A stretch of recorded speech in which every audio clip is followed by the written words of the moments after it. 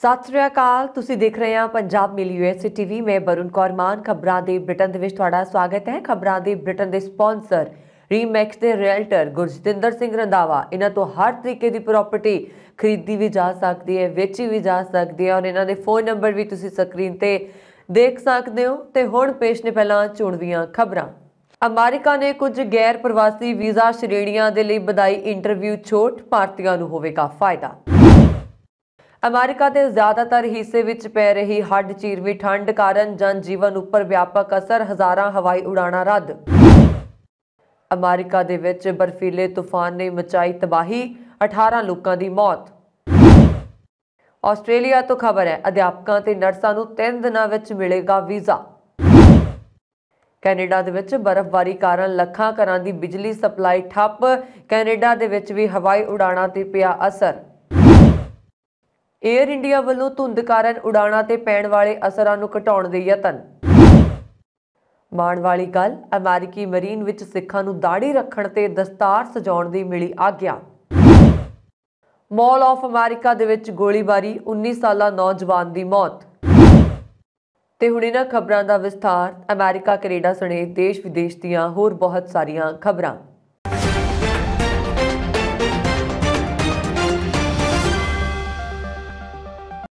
America ਵਿੱਚ ਕੁਝ ਗੈਰ ਪ੍ਰਵਾਸੀ ਵੀਜ਼ਾ ਬਿਨੇਕਾਰਾਂ ਦੇ ਲਈ ਇੰਟਰਵਿਊ ਛੋਟ ਵਧਾ ਦਿੱਤੀ ਗਈ ਹੈ। ਅਮਰੀਕੀ ਵਿਦੇਸ਼ ਵਿਭਾਗ ਨੇ ਇਹ ਵੀ ਐਲਾਨ ਕੀਤਾ ਹੈ ਕਿ ਉਹ ਗੈਰ ਪ੍ਰਵਾਸੀ ਯਾਤਰਾ ਦੀ ਸਹੂਲਤ ਅਤੇ ਵੀਜ਼ਾ ਉਡੀਕ ਸਮੇਂ ਨੂੰ ਘਟਾਉਣ ਦੇ ਲਈ ਵਚਨਬੱਧ ਨੇ।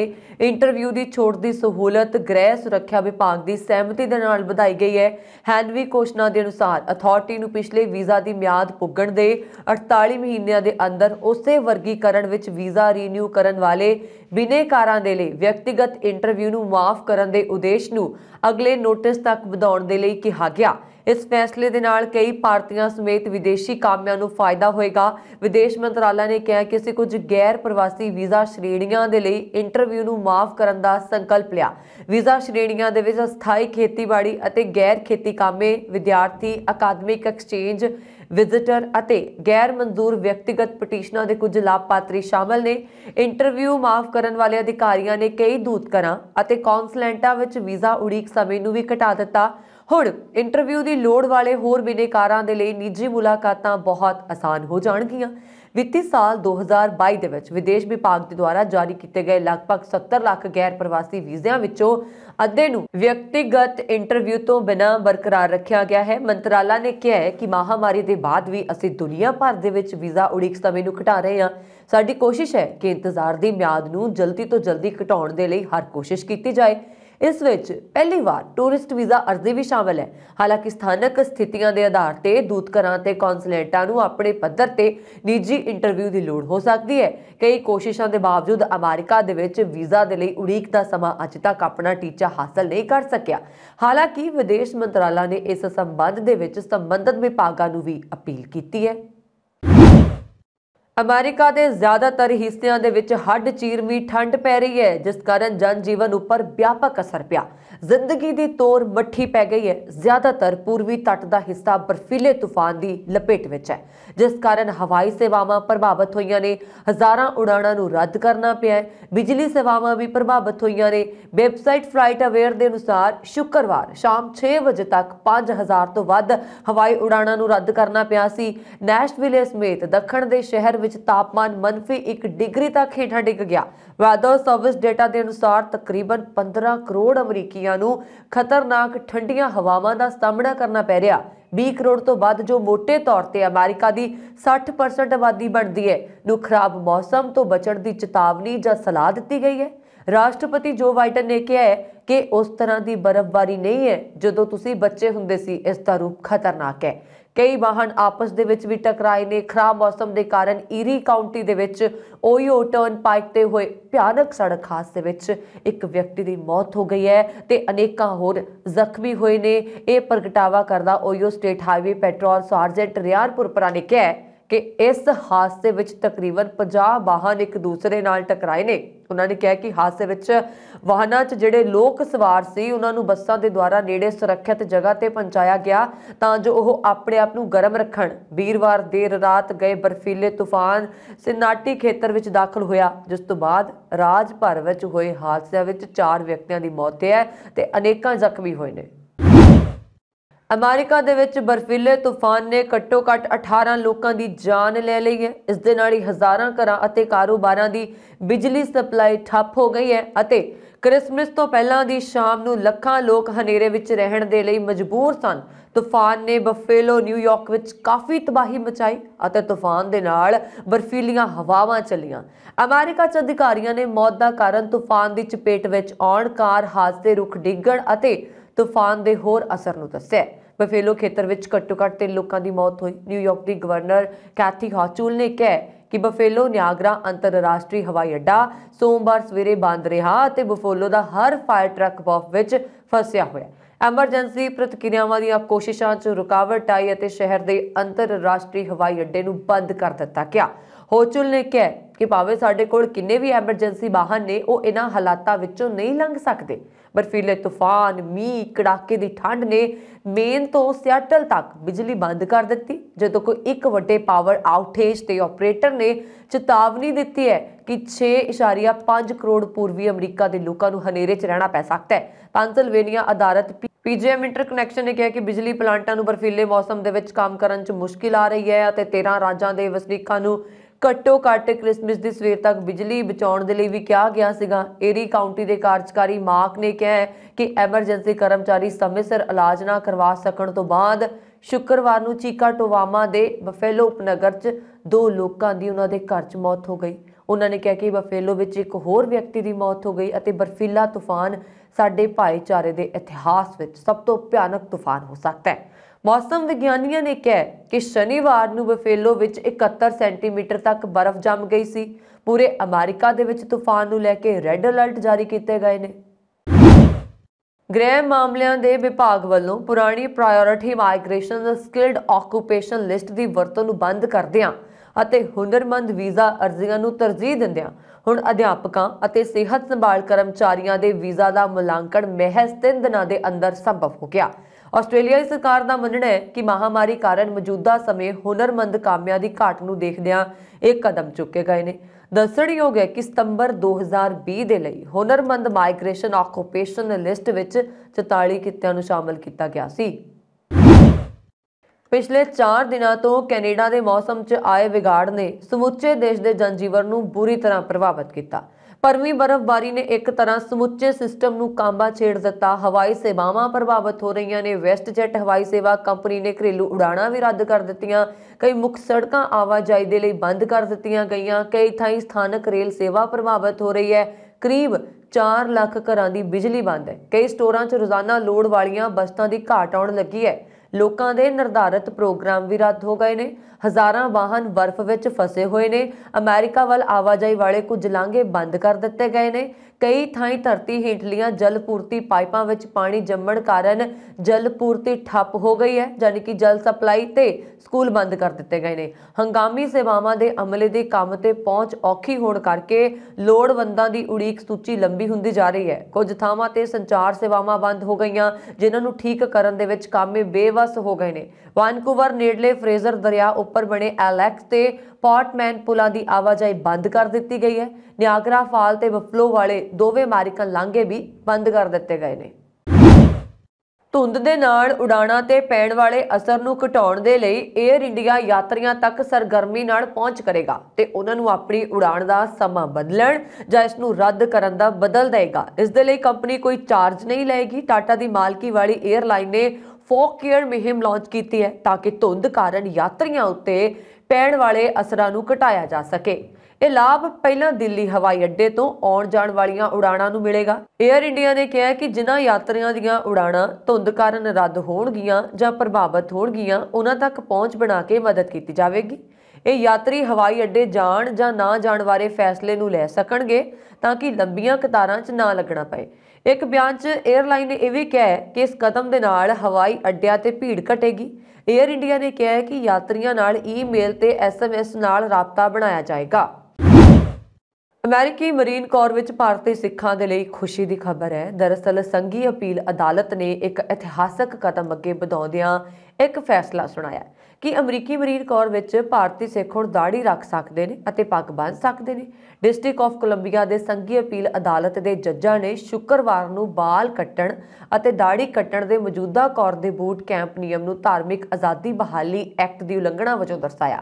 यह फैसला 3 सिख मरीन कौर आकाश सिंह, जसकीरत सिंह और मिलाप सिंह चाहल की भर्ती तो बाद आया, जिन्होंने कौर दे बूट कैंप नियमित तौर पर तुरंत छूट प्राप्त करने के लिए डिस्ट्रिक्ट ऑफ कोलंबिया की संघीय अदालत विच एक एमरजेंसी अपील लई लड़ाई लड़ी सी।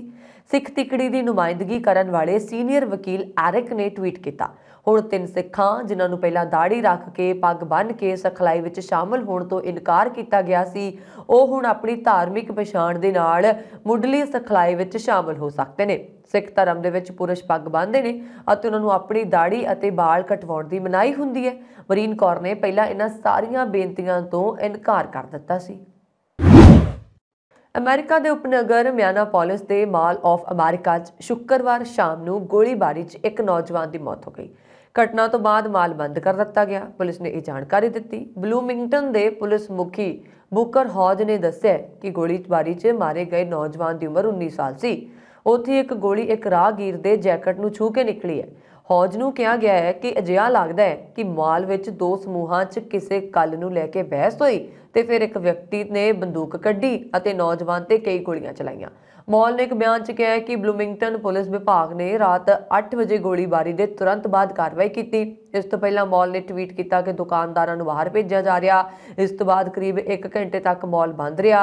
सोशल मीडिया पर शेयर की गई वीडियोज़ में दुकानदार जिहड़ियां दुकान में लुक गए और मालों में घोषणा करके लोगों को पनाह लैण की चेतावनी दिंदे हुए दिखाई दिते।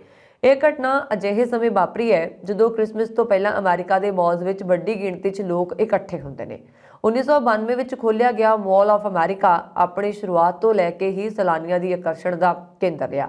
इस मॉल दे विच बंदूक लिजाण ते पाबंदी है, पर प्रवेश द्वार ते कोई मैटल डिटेक्टर नहीं लगे। सियाटल के ਵੱਖ-ਵੱਖ हिस्सों के विच सड़कों ते बर्फ जम्मण करके आवाजाही ठंडी पैण कारण आवाजाही ठप भी रही है और सियाटल हवाई अड्डे ते उड़ाणा ते शहरों च बसां बंद रहियां। सड़कों ते बर्फ जम्मण करके कई हादसे होए।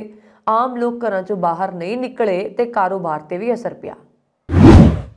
चीन ने चीनी खतरे नूं वधा चढ़ा के पेश कारण अमरीकी सालाना रखिया खर्च बिल की आलोचना की है, जबकि ताइवान ने इस बिल का स्वागत करदਿਆਂ कहा है कि स्वै शासित टापू प्रति अमरीका के समर्थन नूं दर्शाउंदा है।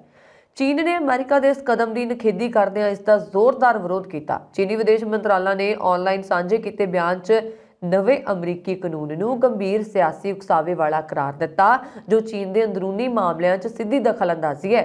अमेरिका के राष्ट्रपति जो बाइडन ने $858 अरब के रखिया बिल ते शुक्रवार नूं दस्तखत करके इस नूं कानून जामा पहनाया। इस विच महंगाई के प्रभाव नूं घटाउण अते चीन ते रूस खिलाफ देश की फौजी ताकत नूं वधाउण दे लई बाइडन के संसद मैंबरां दे नाल कीते वादे तो $45 अरब वध रकम शामिल की गई। बिल ने अमरीकी फौजियों के कोविड-19 टीकाकरण भी रद्द कर दिता। उधर ताइवान के विदेश मंत्रालय ने एक बयान राही अमरीकी कांग्रेस नूं ताइवान अमरीकी रिश्तिਆਂ नूं वध अहमियत देण अते ताइवान की सुरक्षा नूं मजबूत करन दे लई धन्नवाद किया। दुनिया के सब तो खतरनाक अतवादी संगठनों के विच शामिल अल-कायदा ने अपने मारे गए मुखी अल-ज़वाहिरी का 35 मिनट का वीडियो जारी किया। अल-कायदा का दावा है कि वीडियो में उसके मुखी अल-ज़वाहिरी की आवाज़ है, जिसनों अमरीका ने इस साल अफगानिस्तान की राजधानी काबुल विच मारिया सी और अल-ज़वाहिरी के इस वीडियो च कोई तरीक नहीं है, इसलिए यह पता नहीं लग सकता कि वीडियो कदों रिकॉर्ड किया गया सी। माइक्रो ब्लॉगिंग साइट ते व्यू काउंट फीचर नूं रोल आउट करन तो बाद ट्विटर के CEO एलन मस्क ने ट्विटर ते एक होर वड्डे बदलाव का हुक्म दिता। एक ट्विटर फीचर जो खुदकुशी बारे सोच रहे लोगों को रीडायरैक्ट करने के लिए तैयार की गई है, एलन मस्क के हुक्म तो बाद ਬੰਦ ਕਰ ਦਿੱਤਾ ਗਿਆ। ਰਿਪੋਰਟਾਂ ਦੇ ਮੁਤਾਬਕ ਟਵਿੱਟਰ ਤੇ ਇਸ ਫੀਚਰ ਨੂੰ ਸੁਸਾਈਡ ਪ੍ਰੀਵੈਂਸ਼ਨ ਕਿਹਾ ਜਾਂਦਾ ਸੀ। ਸੁਸਾਈਡ ਪ੍ਰੀਵੈਂਸ਼ਨ ਫੀਚਰ ਉਹਨਾਂ ਯੂਜ਼ਰਸ ਲਈ ਸੀਗਾ ਜੋ ਟਵਿੱਟਰ ਤੇ ਕੁਝ ਜ਼ੋਖਮ ਭਰੀ ਸਰਚ ਕਰਦੇ ਨੇ। ਟਵਿੱਟਰ ਦਾ ਇਹ ਫੀਚਰ ਅਜਿਹੇ ਯੂਜ਼ਰਸ ਨੂੰ ਖੁਦਕੁਸ਼ੀ ਰੋਕਥਾਮ ਹੌਟਲਾਈਨਾਂ ਅਤੇ ਹੋਰ ਸੁਰੱਖਿਅਤ ਸਰੋਤਾਂ ਨੂੰ ਤੁਰੰਤ ਐਕਸੈਸ ਕਰਨ ਦਾ ਰਸਤਾ ਦਿਖਾਉਣ ਦੇ ਲਈ ਵਰਤੀ ਜਾਂਦੀ ਹੈ।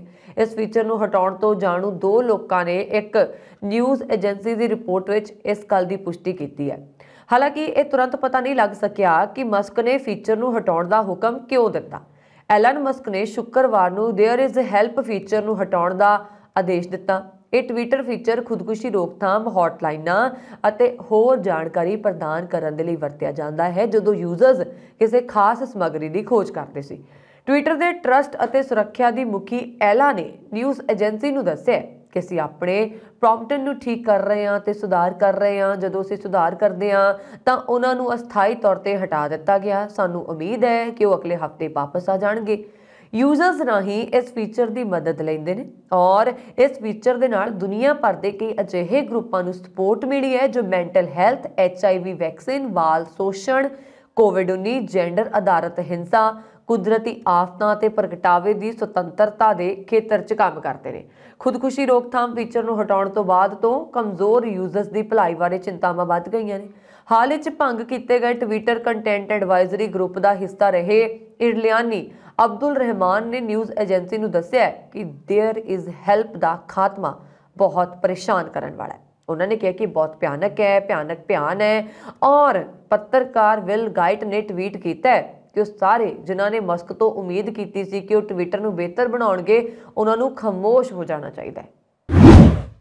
ਵੈਨਕੂਵਰ ਇਲਾਕੇ 'ਚ ਭਾਰੀ ਬਰਫ਼ਬਾਰੀ ਹੋਈ ਜਿਸ ਕਰਕੇ ਆਮ ਜਨਜੀਵਨ ਤੇ ਅਸਰ ਪਿਆ। ਵੈਨਕੂਵਰ ਨੂੰ ਕਈ ਸ਼ਹਿਰਾਂ ਨਾਲ ਜੋੜਦੇ 2 ਪ੍ਰਮੁੱਖ ਦਰਿਆ ਤੇ ਬਣੇ ਪੁਲ ਐਲੈਕਸ ਫਰੇਜ਼ਰ ਬ੍ਰਿਜ ਤੇ ਫੋਰਟ ਮਾਨ ਬ੍ਰਿਜ ਬੰਦ ਕਰਨੇ ਪਏ। ਬਰਫ਼ਬਾਰੀ ਕਾਰਨ ਵੈਨਕੂਵਰ ਹਵਾਈ ਅੱਡੇ ਤੇ ਯਾਤਰੀਆਂ ਨੂੰ ਭਾਰੀ ਮੁਸ਼ਕਲ ਦਾ ਸਾਹਮਣਾ ਕਰਨਾ ਪਿਆ। ਹਵਾਈ ਅੱਡੇ ਦੇ ਅਧਿਕਾਰੀਆਂ ਵੱਲੋਂ ਦੱਸਿਆ ਗਿਆ ਹੈ ਕਿ ਖਰਾਬ ਮੌਸਮ ਦੇ ਕਾਰਨ 323 ਰਾਸ਼ਟਰੀ ਤੇ ਅੰਤਰਰਾਸ਼ਟਰੀ ਉਡਾਣਾਂ ਨੂੰ ਰੱਦ ਕਰਨਾ ਪਿਆ। ਇਸ ਦੌਰਾਨ ਯਾਤਰੀਆਂ ਨਾਲ ਭਰਿਆ ਇੱਕ ਜਹਾਜ਼ ਬਰਫ਼ ਦੇ ਵਿੱਚ ਫਸ ਗਿਆ ਜਿਸ ਨੂੰ ਟਰੈਕਟਰ ਨਾਲ ਖਿੱਚ ਕੇ ਗੇਟ ਤੱਕ ਪਹੁੰਚਾਇਆ ਗਿਆ। ਮੌਸਮ ਵਿਗਿਆਨੀਆਂ ਨੇ ਹੋਰ ਬਰਫ਼ਬਾਰੀ ਪੈਣ ਦੀ ਚੇਤਾਵਨੀ ਵੀ ਦਿੱਤੀ ਹੈ। ਅਫਗਾਨਿਸਤਾਨ ਦੇ ਵਿੱਚ ਤਾਲਿਬਾਨ ਸਰਕਾਰ ਨੇ ਇੱਕ ਵਾਰ ਫਿਰ ਔਰਤਾਂ ਦੇ ਅਧਿਕਾਰਾਂ ਦਾ ਘਾਣ ਕੀਤਾ। ਤਾਲਿਬਾਨ ਸਰਕਾਰ ਨੇ ਇੱਕ ਪੱਤਰ ਜਾਰੀ ਕਰਕੇ ਸਾਰੀਆਂ NGOs ਨੂੰ ਹਦਾਇਤ ਕੀਤੀ ਹੈ ਕਿ ਔਰਤਾਂ ਨੂੰ ਕੰਮ ਨਾ ਕਰਨ। NGO ਨੂੰ ਉਹਨਾਂ ਕੰਮ ਤੇ ਨਹੀਂ ਆਉਣ ਦਿੰਦੇ। ਰਿਪੋਰਟ ਦੇ ਮੁਤਾਬਕ ਇਹ ਹੁਕਮ ਦੇਸ਼ ਦੇ ਅਰਥਚਾਰੇ ਦੇ ਮੰਤਰੀ ਦੇ ਪੱਤਰ ਵਿੱਚ ਜਾਰੀ ਕੀਤਾ ਗਿਆ। ਪੱਤਰ 'ਚ ਲਿਖਿਆ ਗਿਆ ਹੈ ਕਿ ਅਗਲੇ ਹੁਕਮਾਂ ਤੱਕ ਕਿਸੇ ਵੀ ਔਰਤ ਨੂੰ ਕੰਮ ਤੇ ਨਹੀਂ ਜਾਣ ਦਿੱਤਾ ਜਾਏਗਾ। ਇਸ ਦਾ ਕਾਰਨ ਤਾਲਿਬਾਨ ਵੱਲੋਂ ਇਹ ਦੱਸਿਆ ਗਿਆ ਕਿ ਕੁਝ ਔਰਤਾਂ ਇਸਲਾਮ ਮੁਤਾਬਕ ਸਰਕਾਰ ਵੱਲੋਂ ਦਿੱਤੇ ਡਰੈਸ ਕੋਡ ਦਾ ਸਹੀ ਢੰਗ ਨਾਲ ਪਾਲਣ ਨਹੀਂ ਕਰ ਰਹੀਆਂ। ਇਸ ਦੇ ਲਈ ਇਹ ਕਦਮ ਚੁੱਕਿਆ ਗਿਆ। ਇਸ ਤੋਂ ਪਹਿਲਾਂ ਤਾਲਿਬਾਨ ਸਰਕਾਰ ਨੇ ਇੱਕ ਹੁਕਮ ਜਾਰੀ ਕਰਕੇ ਯੂਨੀਵਰਸਿਟੀਆਂ 'ਚ ਔਰਤਾਂ ਦੀ ਪੜ੍ਹਾਈ ਤੇ ਪਾਬੰਦੀ ਲਗਾ ਦਿੱਤੀ ਸੀ। ਉਦੋਂ ਤੋਂ ਤਾਲਿਬਾਨ ਦੇ ਇਸ ਕਦਮ ਦੀ ਵਿਸ਼ਵ ਪੱਧਰ ਤੇ ਆਲੋਚਨਾ ਹੋਈ ਸੀ। ਇਸ ਹੁਕਮ ਦੇ ਬਾਅਦ ਕਈ ਦੇਸ਼ਾਂ ਵਿੱਚ ਵਿਰੋਧ ਪ੍ਰਦਰਸ਼ਨ ਹੋਏ। ਇਸ ਕਦਮ ਦੀ ਅਫਗਾਨਿਸਤਾਨ ਵਿੱਚ ਨਿੰਦਾ ਕੀਤੀ ਗਈ। ਇਸ ਤੋਂ ਪਹਿਲਾਂ ਐਸੋਸੀਏਟਿਡ ਪ੍ਰੈਸ ਨੇ ਰਿਪੋਰਟ ਦਿੱਤੀ ਸੀ ਕਿ ਤਾਲਿਬਾਨ ਸੁਰੱਖਿਆ ਬਲਾਂ ਨੇ ਯੂਨੀਵਰਸਿਟੀ ਦੀ ਸਿੱਖਿਆ ਤੇ ਪਾਬੰਦੀ ਦਾ ਵਿਰੋਧ ਕਰ ਰਹੀਆਂ ਔਰਤਾਂ ਨੂੰ ਖੰਡਾਉਣ ਦੇ ਲਈ ਪਾਣੀ ਦੀਆਂ ਤੋਪਾਂ ਦੀ ਵਰਤੋਂ ਕੀਤੀ। ਤਾਲਿਬਾਨ ਦੇ ਇਸ ਫੈਸਲੇ ਤੋਂ ਬਾਅਦ ਦੇਸ਼ ਭਰ ਵਿੱਚ ਕਈ ਥਾਵਾਂ ਤੇ ਔਰਤਾਂ ਨੇ ਵਿਰੋਧ ਪ੍ਰਦਰਸ਼ਨ ਕੀਤਾ। ਕਈ ਥਾਵਾਂ ਤੇ ਔਰਤਾਂ ਨੇ ਯੂਨੀਵਰਸਿਟੀਆਂ ਤੱਕ ਰੋਸ ਮਾਰਚ ਕੱਢਿਆ ਅਤੇ ਕਈ ਥਾਵਾਂ ਤੇ ਚੌਂਕ ਤੇ ਨਾਅਰੇਬਾਜ਼ੀ ਕੀਤੀ ਗਈ। ਹਾਲਾਂਕਿ ਇਹਨਾਂ ਪ੍ਰਦਰਸ਼ਨਾਂ ਨੂੰ ਵੀ ਤਾਲਿਬਾਨ ਬਲਾਂ ਨੇ ਹਥਿਆਰਾਂ ਦੇ ਦਮ ਤੇ ਰੋਕ ਦਿੱਤਾ ਸੀ। ਅਫਗਾਨਿਸਤਾਨ ਦੀਆਂ ਔਰਤਾਂ ਨੇ ਪਾਬੰਦੀ ਦੇ ਖਿਲਾਫ ਵੱਡੇ ਸ਼ਹਿਰਾਂ ਵਿੱਚ ਪ੍ਰਦਰਸ਼ਨ ਕੀਤਾ। ਅਫਗਾਨਿਸਤਾਨ ਵਿੱਚ ਤਾਲਿਬਾਨ ਦੇ ਸੱਤਾ 'ਚ ਆਉਣ ਤੋਂ ਬਾਅਦ ਇਹ ਪਹਿਲੀ ਵਾਰ ਸੀਗਾ ਕਿ ਸਰਕਾਰ ਦੇ ਖਿਲਾਫ ਪ੍ਰਦਰਸ਼ਨ ਦੇਖਣ ਨੂੰ ਮਿਲੇ। ਇਸ ਤੋਂ ਪਹਿਲਾਂ ਕੋਈ ਵਿਰੋਧ ਪ੍ਰਦਰਸ਼ਨ ਨਹੀਂ ਦੇਖਿਆ ਗਿਆ ਸੀ। ਯੂਨੀਵਰਸਿਟੀਆਂ ਦੀ ਪਾਬੰਦੀ ਦੀ ਵਿਆਪਕ ਪੱਧਰ ਤੇ ਅੰਤਰਰਾਸ਼ਟਰੀ ਨਿੰਦਾ ਵੀ ਹੋਈ ਹੈ। ਚੀਨ ਵਿੱਚ COVID-19 ਮਹਾਮਾਰੀ ਕਾਰਨ ਮਰਨ ਵਾਲਿਆਂ ਦੀ ਗਿਣਤੀ ਇੰਨੀ ਵੱਧ ਗਈ ਹੈ ਕਿ ਹੁਣ ਸਥਿਤੀ ਕਾਬੂ ਤੋਂ ਬਾਹਰ ਹੁੰਦੀ ਨਜ਼ਰ ਆ ਰਹੀ ਹੈ। ਚੀਨ 'ਚ ਕਰੋਨਾ ਕਾਰਨ ਹੋਈਆਂ ਮੌਤਾਂ ਤੋਂ ਬਾਅਦ ਲੋਕਾਂ ਦੀਆਂ ਲਾਸ਼ਾਂ ਮਸਜਿਦਾਂ ਅਤੇ ਗੁਦਾਮਾਂ 'ਚ ਰੱਖੀਆਂ ਜਾ ਰਹੀਆਂ ਨੇ। ਖਬਰਾਂ 'ਚ ਕਿਹਾ ਗਿਆ ਹੈ ਕਿ ਬੀਜਿੰਗ ਦੀ ਨਿਊ ਸਟਰੀਟ ਦੀ ਮਸਜਿਦ ਨੂੰ ਹੁਣ ਲਾਸ਼ਾਂ ਰੱਖਣ ਦੇ ਲਈ ਵਰਤਿਆ ਜਾ ਰਿਹਾ। ਸੋਸ਼ਲ ਮੀਡੀਆ ਤੇ ਇਸ ਦੇ ਨਾਲ ਜੁੜੀਆਂ ਵੀਡੀਓਜ਼ 'ਚ ਦਿਖਾਇਆ ਗਿਆ ਹੈ ਕਿ ਮਸਜਿਦ ਦੀ ਥਾਂ ਤੇ ਇਨਸਾਨਾਂ ਦੀਆਂ ਲਾਸ਼ਾਂ ਪਈਆਂ ਨੇ, ਜਦਕਿ ਕੁਝ ਹੋਰ ਖਬਰਾਂ 'ਚ ਇਹ ਵੀ ਕਿਹਾ ਜਾ ਰਿਹਾ ਹੈ ਕਿ ਕਰੋਨਾ ਵਾਇਰਸ ਕਾਰਨ ਹੋਈਆਂ ਮੌਤਾਂ ਤੋਂ ਬਾਅਦ ਲੋਕਾਂ ਨੂੰ ਦਫਨਾਉਣ ਦੇ ਲਈ ਕਬਰਸਤਾਨਾਂ 'ਚ ਉਡੀਕ ਕਰਕੇ ਲਾਸ਼ਾਂ ਨੂੰ ਮਸਜਿਦਾਂ 'ਚ ਰੱਖ ਦਿੱਤਾ ਗਿਆ ਸੀ। सोशल मीडिया ਤੇ ਸ਼ੇਅਰ ਕੀਤੀ ਗਈ ਇੱਕ ਵੀਡੀਓ 'ਚ ਦਿਖਾਇਆ ਗਿਆ ਕਿ ਬੀजिंग ਦੀ ਨਿਊ ਮਸਜਿਦ ਵਿੱਚ ਲਾਸ਼ਾਂ ਨੂੰ ਦਫਨਾਉਣ ਦੀ ਉਡੀਕ ਵਿੱਚ ਰੱਖਿਆ ਜਾ ਰਿਹਾ। ਇਹ ਵੀ ਕਿਹਾ ਜਾ ਰਿਹਾ ਹੈ ਕਿ ਚੀਨ 'ਚ ਸਰਕਾਰ ਕਰੋਨਾ ਕਾਰਨ ਹੋਈਆਂ ਮੌਤਾਂ ਦੀ ਅਸਲ ਗਿਣਤੀ ਦਾ ਖੁਲਾਸਾ ਨਹੀਂ ਕਰ ਰਹੀ। ਲੋਕਾਂ ਨੂੰ ਅਧਿਕਾਰੀਆਂ ਦੇ ਅੰਕੜੇ ਗਲਤ ਲੱਗ ਰਹੇ ਨੇ ਅਤੇ ਉਹਨਾਂ ਤੇ ਭਰੋਸਾ ਨਹੀਂ ਕੀਤਾ ਜਾ ਰਿਹਾ। ਇੰਨਾ ਹੀ ਨਹੀਂ, ਚੀਨ 'ਚ ਕਰੋਨਾ ਕਾਰਨ ਹੋਈਆਂ ਮੌਤਾਂ ਕਾਰਨ ਹਾਲਾਤ ਇੰਨੇ ਗੰਭੀਰ ਹੋ ਗਏ ਨੇ ਕਿ ਕਰੋਨਾ ਮਰੀਜ਼ਾਂ ਦੀਆਂ ਲਾਸ਼ਾਂ ਨੂੰ ਵੀ ਸੂਰ ਦਾ ਮਾਸ ਰੱਖਣ ਲਈ ਬਣਾਏ ਕੋਲਡ ਸਟੋਰਾਂ 'ਚ ਰੱਖਿਆ ਜਾ ਰਿਹਾ। ਚੀਨ 'ਚ ਖੁੱਲ੍ਹੇ 'ਚ ਲਾਸ਼ਾਂ ਦੇ ਢੇਰ ਦੇਖ ਕੇ ਸੱਤਾਧਾਰੀ ਕਮਿਊਨਿਸਟ ਪਾਰਟੀ ਦਾ ਇੱਕ ਸਕੱਤਰ ਰੋ ਪਿਆ ਅਤੇ ਇਹਨਾਂ ਲਾਸ਼ਾਂ ਨੂੰ ਅੰਤਮ ਸੰਸਕਾਰ ਤੱਕ ਗੋਦਾਮ 'ਚ ਰੱਖਣ ਦਾ ਹੁਕਮ ਦਿੱਤਾ। ਦੱਸਿਆ ਜਾ ਰਿਹਾ ਹੈ ਕਿ ਬੀजिंग ਵਿੱਚ ਸੂਰ ਦਾ ਮਾਸ ਰੱਖਣ ਦੇ ਲਈ ਬਣੇ ਉਦਯੋਗਿਕ ਕੋਲਡ ਸਟੋਰਾਂ ਦੀ ਵਰਤੋਂ ਲਾਸ਼ਾਂ ਨੂੰ ਰੱਖਣ ਦੇ ਲਈ ਕੀਤੀ ਜਾ ਰਹੀ ਹੈ ਔਰ ਇੱਕ ਖਬਰ ਦੇ ਮੁਤਾਬਕ ਯੂਆਂਗਿੰਗ ਵੇਅਰ ਹਾਊਸ 'ਚ 15,000 ਲਾਸ਼ਾਂ ਰੱਖੀਆਂ ਗਈਆਂ ਨੇ। ਸੋਸ਼ਲ ਮੀਡੀਆ ਤੇ ਸ਼ੇਅਰ ਕੀਤੇ ਜਾ ਰਹੇ ਕਥਿਤ ਲੀਕ ਹੋਏ ਸਰਕਾਰੀ ਦਸਤਾਵੇਜ਼ਾਂ ਦਾ ਹਵਾਲਾ ਦਿੰਦੇ ਹੋਏ ਕਿਹਾ ਜਾ ਰਿਹਾ ਕਿ ਚੀਨ ਵਿੱਚ ਜ਼ੀਰੋ ਕੋਵਿਡ ਪਾਲਿਸੀ ਦੇ ਸਖਤ ਨਿਯਮ ਨੂੰ ਹਟਾਉਣ ਤੋਂ ਬਾਅਦ ਕੇਵਲ 20 ਦਿਨਾਂ 'ਚ ਚੀਨ 'ਚ ਲਗਭਗ 25 ਕਰੋੜ ਲੋਕ ਕੋਵਿਡ-19 ਨਾਲ ਸੰਕਰਮਿਤ ਹੋਏ ਨੇ। ਕਹਿੰਦੇ ਨੇ ਕਿ ਕਿਸਮਤ ਨੂੰ ਬਦਲਣ ਲੱਗਿਆਂ ਦੇਰ ਨਹੀਂ ਲੱਗਦੀ। ਅਜਿਹਾ ਹੀ ਕੁਝ ਭਾਰਤੀ ਮੂਲ ਦੇ ਡਰਾਈਵਰ ਅਜੇ ਉਗਲਾ ਦੇ ਨਾਲ ਹੋਇਆ। ਦੁਬਈ 'ਚ ਰਹਿਣ ਵਾਲਾ 31 ਸਾਲਾ ਅਜੇ ਰਾਤੋਂ ਰਾਤ ਕਰੋੜਪਤੀ ਬਣ ਗਿਆ। ਉਸਨੇ ਅਮਰਾਤ ਡਰਾ ਵਿੱਚ 33 ਕਰੋੜ ਦਾ ਇਨਾਮ ਜਿੱਤਿਆ। ਐਨੀ ਵੱਡੀ ਰਕਮ ਜਿੱਤਣ ਤੋਂ ਬਾਅਦ ਅਜੇ ਉਗਲਾ ਨੇ ਕਿਹਾ, ਮੈਨੂੰ ਅਜੇ ਵੀ ਵਿਸ਼ਵਾਸ ਨਹੀਂ ਹੋ ਰਿਹਾ ਕਿ ਮੈਂ ਜੈਕਪਾਟ ਜਿੱਤ ਲਿਆ। ਉਸਨੇ ਦੱਸਿਆ ਹੈ ਕਿ ਇਸ ਰਾਸ਼ੀ ਦੇ ਨਾਲ ਉਹ ਇੱਕ ਚੈਰਿਟੀ ਟਰਸਟ ਬਣਾਉਣਗੇ ਤਾਂ ਜੋ ਉਸਦੇ ਜੱਦੀ ਸ਼ਹਿਰ ਦੇ ਨੇੜਲੇ ਪਿੰਡ ਦੀਆਂ ਮੁੱਢਲੀਆਂ ਲੋੜਾਂ ਨੂੰ ਪੂਰਾ ਕਰਨ 'ਚ ਮਦਦ ਮਿਲੇ। ਔਰ ਖਲੀਜ ਟਾਈਮਜ਼ ਦੇ ਮੁਤਾਬਕ ਦੱਖਣੀ ਭਾਰਤ ਦੇ ਇੱਕ ਪਿੰਡ ਦਾ ਰਹਿਣ ਵਾਲਾ ਅਜੇ ਉਗਲਾ 4 ਸਾਲ ਪਹਿਲਾਂ ਨੌਕਰੀ ਦੀ ਭਾਲ ਵਿੱਚ ਸੰਯੁਕਤ ਅਰਬ ਅਮਰਾਤ ਆਇਆ ਸੀ। ਫਿਲਹਾਲ ਅਜੇ ਇੱਕ ਜਿਊਲਰੀ ਫਾਰਮ ਦੇ ਵਿੱਚ ਡਰਾਈਵਰ ਵਜੋਂ ਕੰਮ ਕਰ ਰਿਹਾ। ਉਹ ਹਰ ਮਹੀਨੇ 3200 ਦਿਰਹਮ ਕਮਾਉਂਦਾ ਹੈ, ਯਾਨੀ ਕਿ 72,000 ਰੁਪਏ, ਪਰ ਉਹ ਹੁਣ ਕਰੋੜਪਤੀ ਬਣ ਗਿਆ। ਅਜੇ ਨੇ ਕਿਹਾ ਕਿ ਜਦੋਂ ਉਸਨੇ ਭਾਰਤ ਵਿੱਚ ਆਪਣੇ ਪਰਿਵਾਰ ਨੂੰ ਦੱਸਿਆ ਕਿ ਉਹ ਕਰੋੜਪਤੀ ਬਣ ਗਿਆ ਤਾਂ ਉਸਦੀ ਮਾਂ ਤੇ ਭੈਣ ਭਰਾ ਨੇ ਉਸ 'ਤੇ ਵਿਸ਼ਵਾਸ ਹੀ ਨਹੀਂ ਕੀਤਾ, ਪਰ ਜਦੋਂ ਮੀਡੀਆ 'ਚ ਖਬਰ ਆਉਣ ਤੋਂ ਬਾਅਦ ਉਸਨੂੰ ਭਰੋਸਾ ਹੋਇਆ ਤਾਂ ਉਹਨਾਂ ਦੀ ਖੁਸ਼ੀ ਦੀ ਕੋਈ ਹੱਦ ਨਹੀਂ ਰਹੀ। ਭਾਰਤੀ ਮੂਲ ਦੇ ਅਜੇ ਦਾ ਕਹਿਣਾ ਹੈ ਕਿ ਉਸਨੇ ਪਹਿਲੀ ਵਾਰ ਲਾਟਰੀ ਦੀ ਟਿਕਟ ਖਰੀਦੀ ਸੀ। ਉਹ ਬਸ ਕਿਸਮਤ ਨੂੰ ਅਜਮਾਉਣਾ ਚਾਹੁੰਦਾ ਸੀ। ਉਸਨੂੰ ਬਿਲਕੁਲ ਵੀ ਯਕੀਨ ਨਹੀਂ ਸੀਗਾ ਕਿ ਉਹ ਇਨਾਮ ਜਿੱਤ ਲਏਗਾ। ਅਜਿਹੇ 'ਚ ਜਦੋਂ ਇਨਾਮ ਦਿੱਤਾ ਗਿਆ ਤਾਂ ਉਸਨੂੰ ਯਕੀਨ ਹੀ ਨਹੀਂ ਆਇਆ। ਸਾਈਬੇਰੀਅਨ ਸ਼ਹਿਰ ਕੇਮੇਰੋਵ ਵਿੱਚ ਇੱਕ ਨਰਸਿੰਗ ਹੋਮ 'ਚ ਅੱਗ ਲੱਗਣ ਕਾਰਨ ਘੱਟੋ-ਘੱਟ 20 ਲੋਕਾਂ ਦੀ ਮੌਤ ਹੋ ਗਈ। रूस के एमरजेंसी मंत्राला ने शनिवार को यह जानकारी दी। मंत्राला के मुताबिक मास्को तो 3000 किलोमीटर पूरब में स्थित केमोरोव शहर च लक्कड़ की 2 मंजिला इमारत में शुक्रवार देर रात अग लग गई। फिलहाल अग लगन का कारण स्पष्ट नहीं है, पर कुछ मीडिया रिपोर्टां च दावा किया गया है कि इमारत नूं गर्म रखण दे लई स्टोव की वरतों की गई। मंत्राला के मुताबिक अजे तक यह स्पष्ट नहीं है कि जदों अग लगी तो इस प्राइवेट नर्सिंग होम विच किन्ने लोग मौजूद सी। पिछले दिनी आस्ट्रेलियाई एयरलाइन कंतास एयरवेज के एक जहाज़ ने अजरबाईजान की राजधानी बाकू के हवाई अड्डे ते एमरजेंसी लैंडिंग की। यह जानकारी शुक्रवार को मीडिया रिपोर्टां च दी गई सी। सिडनी मॉर्निंग हैरोल्ड अखबार ने दस्सिया कि A380 QF एक जहाज़ नूं स्थानक समय के अनुसार तड़के 2 बजे बाकू के हैदर आनेव अंतरराष्ट्रीय हवाई अड्डे ते एमरजेंसी लैंडिंग करनी पई। जहाज़ ने सिंगापुर तो लंडन के लिए उड़ान भरी सी ते इसनूं GMT अनुसार 6:15 के लंडन के हीथरो हवाई अड्डे ते उतरना सी। स्थानक मीडिया ने एयरवेज के बुलारे के हवाले नाल कहा कि फ्लाइट की लैंडिंग सुरक्षित सी, पर एमरजेंसी की प्रकृति नूं स्पष्ट नहीं किया गया। बुलारे ने एक बयान च कहा कि सिंगापुर तो लंडन लई साडी उड़ान ने बाकू अजरबाईजान विच सुरक्षित एमरजेंसी लैंडिंग की। पायलट ने कॉकपिट विच रुक रुक के मिल रहे संकेतां दे मद्देनज़र एमरजेंसी लैंडिंग करने का फैसला किया। लुधियाना विच चोरां दे हौसले बुलंद होंदे जा रहे हैं कि हुण पंजाब पुलिस के मुलाजम की भी मोटरसाइकिल चोरी हो गई है। पंजाब पुलिस के एडिशनल SHO का बाइक जिला लुधियाना के सतलुज क्लब के बाहरों चुक्या गया। क्लब की चोण के लिए पुलिस मुलाजमान की ड्यूटी लगी हुई सी। जदों वो अपनी ड्यूटी खत्म करके बाहर आए तो उन्होंने पैरों हेठों जमीन खिसक गई। एडिशनल SHO ने दस्सिया है कि क्लब के बाहर खड़ी उन्होंने स्पलेंडर बाइक चोरी हो गई सी। उन्होंने बाइक की काफ़ी भाल की पर किते कुछ नहीं मिला। अखीर मुलाजम ने चौंकी कैलाश नगर नूं फोन करके मुंशी नूं दस्सिया कि सतलुज क्लब के बाहरों उन्हां दा ही मोटरसाइकिल चोरी हो गया।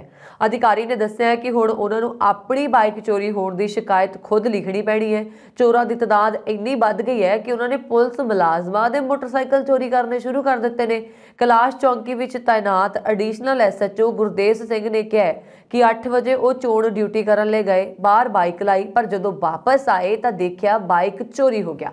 आले दुआले की CCTV फुटेज देखी जा रही है। उन्होंने कहा कि चौंकी विच मुंशी नूं दस दिता गया है, खुद उन्होंने शिकायत लिखी है और नाल दे नाल उन्होंने कहा कि चोरां दे हौसले वाकई बुलंद हो गए ने। हर रोज़ इत्थे बाइक चोरी हो जाती है, कई बार पुलिस मुलजम भी गश्त करते हैं, पर फिर भी रोजाना लोग अपनी बाइक गुआ बैठते हैं।